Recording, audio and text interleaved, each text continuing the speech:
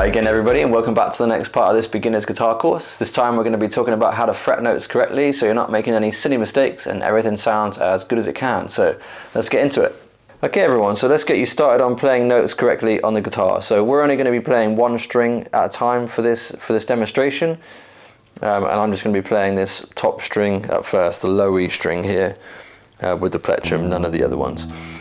And so the guitar itself is divided up into little sections by these metal bars here. These are called frets, and the section itself is called the first fret, then second fret, third fret, fourth, and so on, fifth, sixth, until we run out. This is how people communicate about which one they mean.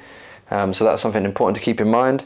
The most important thing for getting a good sounding note out of a guitar string is to make sure that you fret or press the string down as close as you can get it to this silver bar here, but not on top of the bar. If you do it on top, it's sort of muted like this.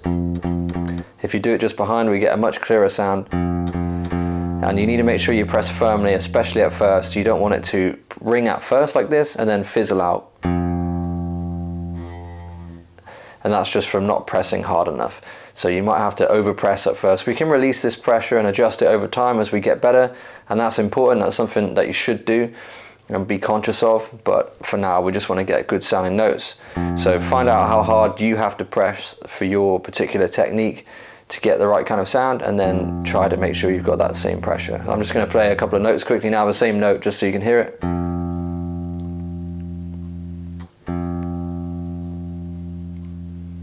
And this will give you good sustain, and the note will ring out and it will sound nice. You can try a couple of other notes on other strings, of course, but I'm going to give you a short exercise as mentioned, just to help you stretch your hand out and find your way to the ends of the frets over time, so that everything can sound as good as it possibly can and is easier to play. So that's the main stuff about fretting notes, really. You do need to make sure, like I said, we're only playing one string. And so you want to make sure that you're only playing one string with the plectrum.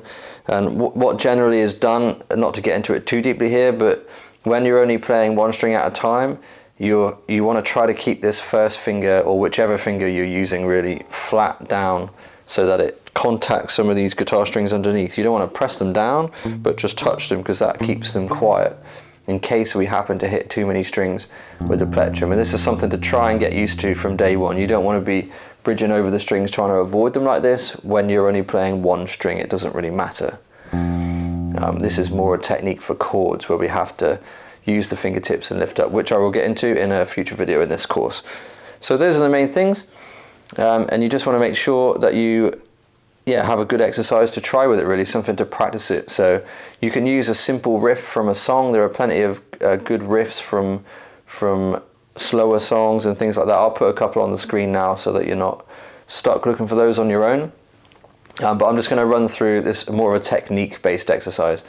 And it's going to be on this thinnish string, the high E string here. And so we're going to take the first finger and we're going to play the first fret on that string, again as close to the bar as you can get it, the fret bar. And obviously we're only playing this thinnish string now. So let's play that note one time, and then we're going to leave this finger down in position and use the middle finger to play the next note along, okay, and try and get as far across as you can. This is going to mean moving your thumb down the guitar to change your posture. Your thumb should be in the middle of the guitar neck somewhere. You don't want it really high up like this or facing away from you. It should be facing upwards and somewhere in the middle at the back here. Alright, so that gives us the ability to stretch a bit more, because our thumb is in control of the span of our hand. So that's those two down. I'm going to keep them two down. It's going to get a bit more difficult now, especially if you're new to this. And so then you want to try and put this finger down. You might not be able to reach all the way to the end of the fret, but that's okay. And then we're going to do the same for this last finger as well and see how far we can get. If you can't manage the last finger, that's okay. You can just practice it with these three like this. For now, just to build some technique and get used to it. But if you can manage it, include the little finger.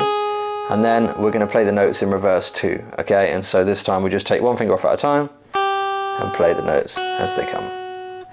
So a couple of times through, so. And just take it very slowly. It's all about getting an even sound, a good clear sound, and not picking the strings too hard. Make sure you don't squeeze your plectrum too tight. And yeah, this is a great thing to give a go each time you play the guitar. You don't need to overdo it and do it for ages, but just do it each time just to help develop your stretch of your fingers and help you with your technique so you can really focus on getting a good sound. Alright, hopefully that's helpful, and I'll see you in the next part of the guitar course.